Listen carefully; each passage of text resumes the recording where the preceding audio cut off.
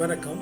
அன்பும் அமைதியும் அருளும் வலிமையும் வளமையும் வாழ்வும் நேர்மையும் உண்மையும் புகழும் உங்களுக்கு உண்டாயிருக்கும்படியாக வாழ்த்தி ஆண்டவரும் மீட்பருமாயிருக்கிற தேவனுடைய திருப்பெயராலே இந்த வார ஞாயிறு சிந்தனைக்காக உங்களை அன்போடு அழைக்கிறேன்.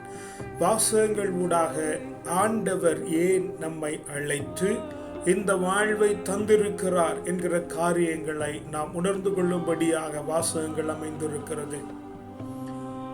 நீ ஒதுக்கப்பட்டிருக்கிறாய் என்கிறதனை முதல் வாசகத்தின் வழியாக உணர்ந்து கொள்ளுகிறோம். திருப்பாடல் வழியாக நாம் அவரை ஆயனாக்கி கொண்டால் நம்முடைய வாழ்வில் என்ன நிகழும் என்கிறதனை பார்க்கிறோம்.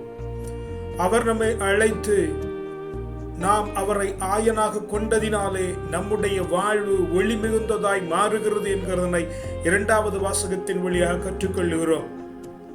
நற்செய்தி வாசகத்தின் வழியாக நாம் ஒளி பெற்றிருக்கிறதினாலே, பார்வை இல்லாதிருந்து பார்வையை பெற்றிருக்கிறதினாலே எவருக்கும் நாம் நற்செய்தியை அறிவிக்க வேண்டும், நல்ல செய்தியை அறிவிக்க வேண்டும் என்கிற காரியங்களை குறித்து நாம் தியானம் பண்ணுகிறோம். முதல் வாசகம் சாமுவேலின் நூலிலிருந்து தரப்பட்டிருக்கிறது. வாசகத்தில் மிக தெளிவாக நமக்கு மிகவும் பரிச்சயமான காரியம். சாமுவேல் ஈசாயின் வீட்டிற்கு அரசரை அபிஷேகிக்கும்படியாக செல்லுகிறார். அபிஷேகிக்கப்பட வேண்டியவன் அங்கே காணப்படவில்லை. அழகும் தோற்றமும் மிகுந்தவர்கள் அங்கே காணப்படுகிறார்கள். வாசகம் தெளிவாய் நமக்கு சொல்லி தருகிறது. ஆண்டவர் மனுஷனை போல மனிதர்களை பார்க்கிறதில்லை, அவர் முகத்தை பார்க்கிறதில்லை, அகத்தை பார்க்கிறார் என்கிற காரியத்தை முதலாவது நாம் கற்றுக்கொள்கிறோம். ஆண்டவர் நம்மை ஒரு காலம் ஒதுக்கி வைக்கிறதில்லை.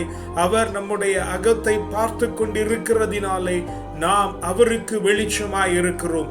அதனால் தான் தாவீது தன்னுடைய வீட்டில் சிறப்புண்டாயிருக்கிறது என்ற அறிவு இருந்திருப்பினும் அவன் அங்கே வராதிருந்தான். ஏனெனில் அவன் தன்னுடைய வேலையை பார்த்து கொண்டிருந்தான். தனக்கு வரவேண்டிய அழைப்பு, தனக்குரிய பங்கு ஒரு காலத்திலும் வீணாகாது என்பது அவனுக்கு நன்றாய் தெரிந்திருந்ததினாலே அவன் எதை குறித்தும் பாரப்படாமல் தன்னுடைய வேலையை செய்து கொண்டிருந்தான். ஆண்டவருடைய அழைப்பு உனக்கு இருக்கும் என்று சொன்னால் அது உன்னிடத்திலே வந்தே தீரும். ஆண்டவர் உன்னை நிச்சயம் அழைத்திருக்கிறார்.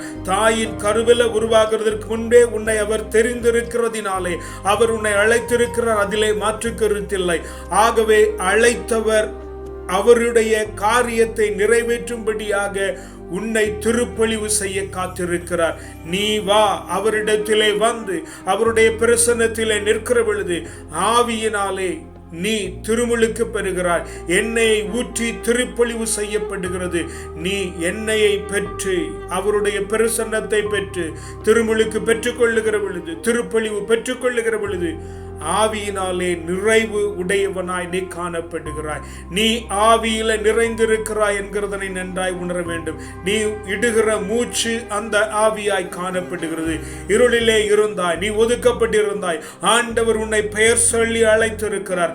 அழைத்தவர் அவருடைய ஆவியை உன்மேலே தங்க பண்ணி இருக்கிறார். அந்த ஆவியை நிறைவாய் தங்க பண்ணி இருக்கிறார். அவருடைய திருப்பொழிவு உன்மேலே காணப்படுகிறது.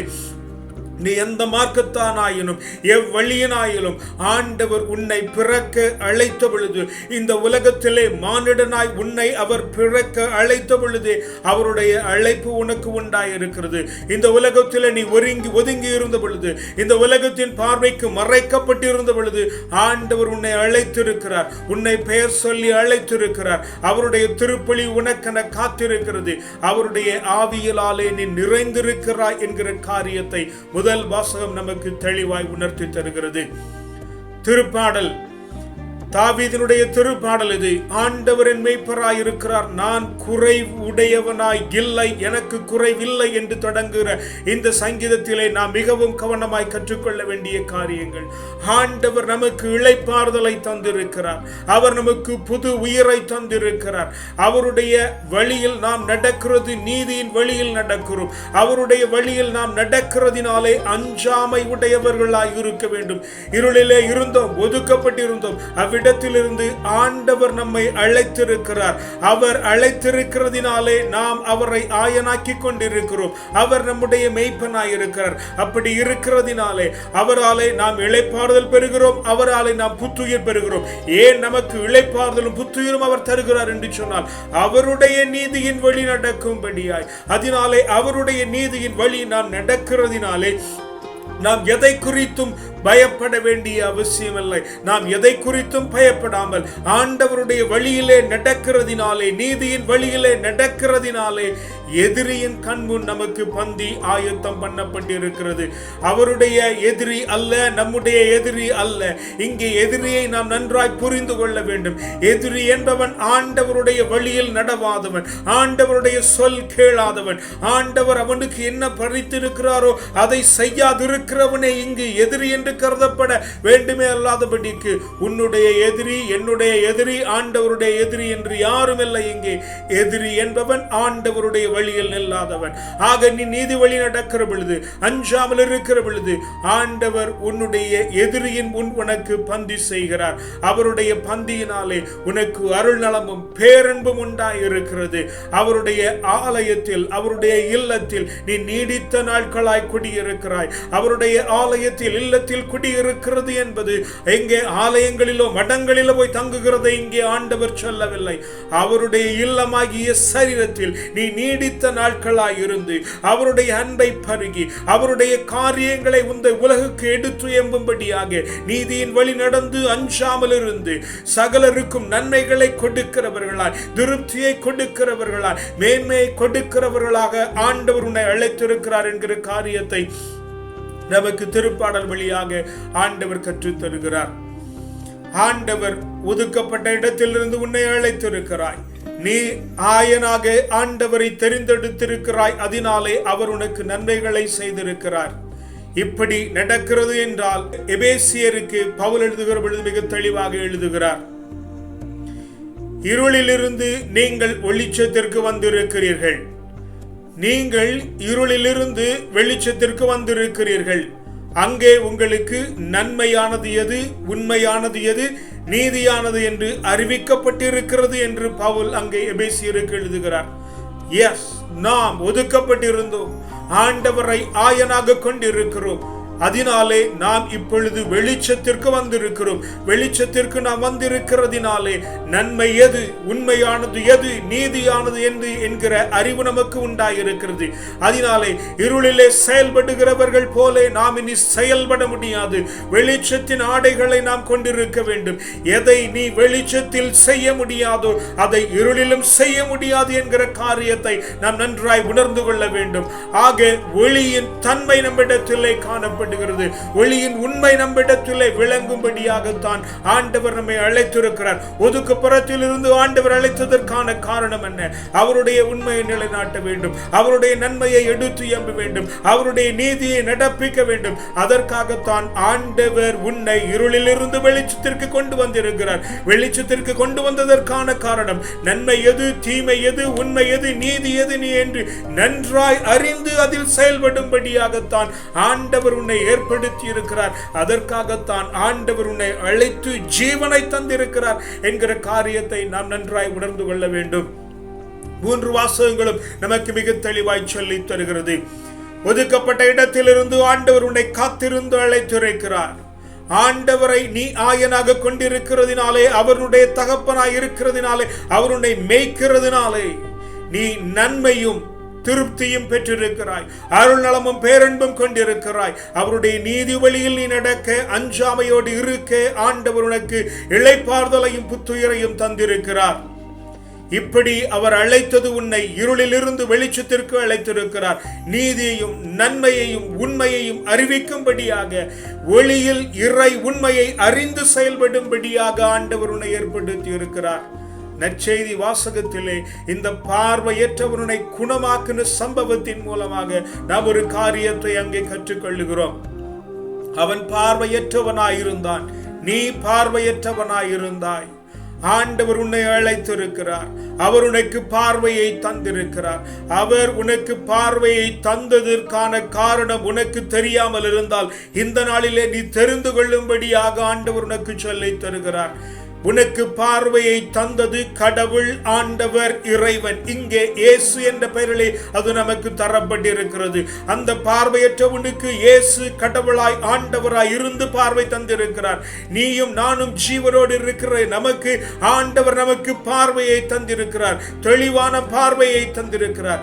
ஏன் இந்த பார்வையை தந்தார் என்று சொன்னால், அந்த பார்வையற்றவன் மறைநூல் அறிஞர்களுக்கு ஆண்டவரை பற்றி விளக்கம் கொடுத்தது போல பாவிகளுக்கு ஆண்டவர் செவி கொடுக்கிறதில்லை, நீதிமானுக்கு ஆண்டவர் செவி கொடுக்கிறார். நீதிமானுக்கு ஆண்டவர் செவி கொடுக்கிறார் என்று சொன்னால், செவி கொடுக்கிறவனுக்கு நாம் பணிந்திருக்க வேண்டும். செவி கொடுக்கிறவனுடைய பேச்சை கேட்டாவது நாம் ஆண்டவரிடத்தில் நடக்க வேண்டும் என்று மறைநூல் அறிஞருக்கு குருடனாய் பார்வையற்றவனாய் இருந்த ஒருவன் நற்செய்தியை அறிவிக்கும்படியான திராணி உனக்கு உண்டாயிற்று.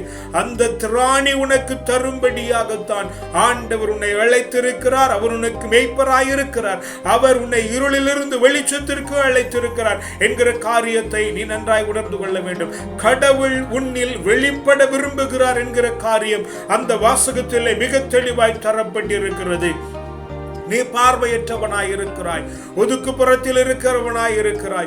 ஆண்டவர் உன்னை அழைத்திருக்கிறார். ஏன் ஆண்டவர் அழைத்தார் என்று சொன்னால், அவருடைய மாட்சிமை உன்னில் வெளிப்படும்படியாக, கடவுளுடைய செயல் உன்னில் வெளிப்படும்படியாக அது உனக்கு ஏற்படுத்தப்பட்டிருக்கிறது.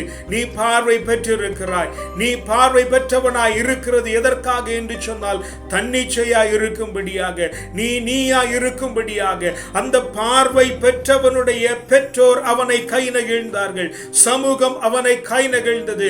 அவன் யாராலே தான் பார்வை பெற்றேன் என்கிற அறிவும் அவன் இல்லாதவனாயிருந்தான். அவனை ஏற்றுக்கொள்ளக்கூடிய மறைநூல் அறிஞர்களும் அதனை ஏற்றுக்கொள்ளாதபடிக்கு காணப்பட்டார்கள். எல்லாவற்றையும் தாண்டி அவன் வைராக்கியமாய் மறைநூல் அறிஞர்களுக்கு சொல்லிக் கொடுத்திருந்தான். நீ அவரை நம்பு என்று அவர்களுக்கு அவன் சொல்லிக் கொடுக்கிற அளவுக்கு அவனிடத்திலே அஞ்சாமை காணப்பட்டது. சமூகம் உன்னை விட்டுவிடும், உலகம் உன்னை விட்டுவிடும். நீ தனியனாய் இருக்கிறாய். ஆண்டவர் உன்னை அழைத்திருக்கிறார். அவருடைய ஆவி உன்னில் தங்கி இருக்கிறது. அவர் தன்னுடைய ஆவியை உன்னில் தந்து உன்னை நிலைவரமாக்கி இருக்கிறார். ஏனென்று சொன்னால், அவருடைய செய்தியை நீ அறிவிக்கும்படியாக, அவருடைய நன்மைத்தனங்களை அறிவிக்கும்படியாக, அவருடைய உண்மைகளை அறிவிக்கும்படியாக, அவருடைய நீதியை அறிவிக்கும்படியாக, அவருடைய நியாயத்தை நடப்பிக்கும்படியாகத்தான் ஆண்டவர் உன்னை பிறப்பெடுக்க அனுமதித்திருக்கிறார் என்கிற காரியத்தை உணர்ந்து கொள்ள வேண்டும். இது வெறுமனே அழைக்கப்பட்டவர்களுக்கு மாத்திரம் உண்டானது, குருக்களுக்கும் கன்னியர்களுக்கும் மேய்ப்பர்களுக்கும் மூப்பர்களுக்கும் ஆனது என்று சொல்லி நீ விலக முடியாது என்கிறதற்காகத்தான் ஆண்டவர் இந்நாளிலே என் மூலமாய் உனக்கு இந்த காரியத்தை தருகிறார். நீ பிறந்திருக்கிறாயா? உலகத்திலே நீ இருக்கிறாயா? நீ எந்த மார்க்கத்தானா இருந்தாலும் சரி, ஆண்டவர் உன்னை தெரிந்தெடுத்திருக்கிறார். அவருடைய ஆவில் உன்னில் முழுவதுமாய் காணப்படுகிறது. அவரை நீ ஆயனாக கொண்டிருக்கிறதினாலே, நீ எதற்கும் அவரையே நம்பி இருக்கிறதினாலே, அவர் உனக்கு இளைப்பாறுதல் தந்து புத்துயிர் தந்து நீதியின் வழி உன்னை நடக்க அவர் உன்னை அழைக்கிறார். எதிரின் முன்னுனக்கு பந்தியமர்த்தி இருக்கிறார். ஏனெனில் நீ அவருடைய அருள் நலமும் பேரன்பும் பெற்று அவருக்கு சாட்சியுள்ள ஜீவனம் வாழும்படியாக இருளில் இருந்து அவர் உன்னை வெளிச்சத்திற்கு அழைத்ததற்கான காரணம் அவருடைய நன்மையையும் அவருடைய நீதியையும் அவருடைய உண்மையையும் உலகத்திற்கு எடுத்து எம்பும்படியாக, அது யாராயிருந்தாலும் எடுத்து எம்பும்படியாக, எனக்கு உயரமானவன் எனக்கு மேம்பட்டவன் என்பதற்காக நாம் விலகி நிற்க முடியாது. மறைநூல் அறிஞனுக்கும் ஒரு பார்வையற்றவன் பார்வையை பெற்றதினாலே நற்செய்தியை அறிவித்தது போல நாமும் நன்மைத்தனத்தையும் நீதியையும் நேர்மையும் உண்மையும் சத்தியத்தையும் அறிவிக்க வேண்டும் என்று ஆண்டவர் இந்த நாளிலே உனக்கு உரைக்கிறதை என் வழியாக இந்த நாளிலே உனக்கு சொல்லித் தர விரும்புகிறேன். ஜெபிக்கலாமா? அப்பா பிதாவே, நல்ல நாளுக்கும் வல்ல வேளைக்குமாய் உமக்கு நன்றி சொல்லுகிறோம் ஆண்டவரே. தேவரே தந்த தியானத்திற்காய் உமக்கு நன்றி ஆண்டவரே. அப்பா, நாங்கள் இருளில் இருந்தோம், ஒதுக்கப்பட்டு இருந்தோம் ஆண்டவரே, அழைக்கப்படாமல் இருந்தோம் ஆண்டவரே. நீர் எங்களை அழைத்து வந்தோம் ஆண்டவரே. உம்முடைய திருப்பொழிவை தந்து ஆண்டவரை எங்களை தேற்றி இருக்கிறீங்க அப்பா. உம்முடைய நன்மைத்தனங்களினாலே எங்களை நிரப்பி ஆண்டவரே. அப்பா உம்முடைய ஆவியினால் எங்களை நிறைவு பண்ணி இருக்கிறீங்க, அதனால உமக்கு நன்றி சொல்லுகிறோம் ஆண்டவரே. எங்களுக்கு இளைப்பாறுதல் தந்து புத்துயர் தந்து ஆண்டவரே, எங்களை நீதியின் வழி நடக்கப்படி அஞ்சாமல் இருக்கவும் கிருபை பண்ணி ஆண்டவரே, உம்முடைய அருள் நலமும் பேரன்பும் கொண்டவர்களாய் உம்முடைய இல்லத்திலே சரீரத்திலே நீடித்த நாள் வாழுகிறவர்களாய் இருந்து ஆண்டவரே, இருளிலிருந்து வெளிச்சத்திற்கு அழைக்கப்பட்ட நாங்கள் ஆண்டவரே, நீதியானதையும் நன்மையானதையும் உண்மையானதையும் ஜனங்களுக்கு எடுத்துரைக்க, அது யாராயிருந்தாலும் எடுத்துரைக்க, மறைநூல் அறிஞனாயிருக்கலாம், எங்களுடைய மெய்ப்பனாய் மூப்பனாய் யாராயிருந்தாலும் ஆண்டவரே அவிடத்தில் அறிவித்து தேவருடைய ராஜ்யத்தில் நிறுத்துகிற பணியை தேவரீர் எங்கள் மேல இருத்துகிறதுனால நன்றி சொல்லுகிறோம் ஆண்டவரே. உமக்கு உண்மை உள்ளவர்களாய் உமக்கு உத்தமமுடையவர்களாய் நாங்கள் வாழ்கிற இந்த நோன்பின் காலத்திலும் தவ காலத்திலும் தருகிறதுனால உமக்கு நன்றி சொல்லுகிறோம். கேட்ட வசனத்தின்படி வாழ கிருபை பண்ணுங்கப்பா. உம்முடைய கரத்தில் எங்களை முற்றிலுமாய் தாழ்த்தி தருகிறோம். வல்ல மீட்பருடைய நாமத்தினால் ஜெபிக்கிறோம் ஜீவனுள்ள நல்ல பிதாவே, ஆமென். கர்த்தர் உங்களை ஆசீர்வதிப்பாராக. சமாதானம்.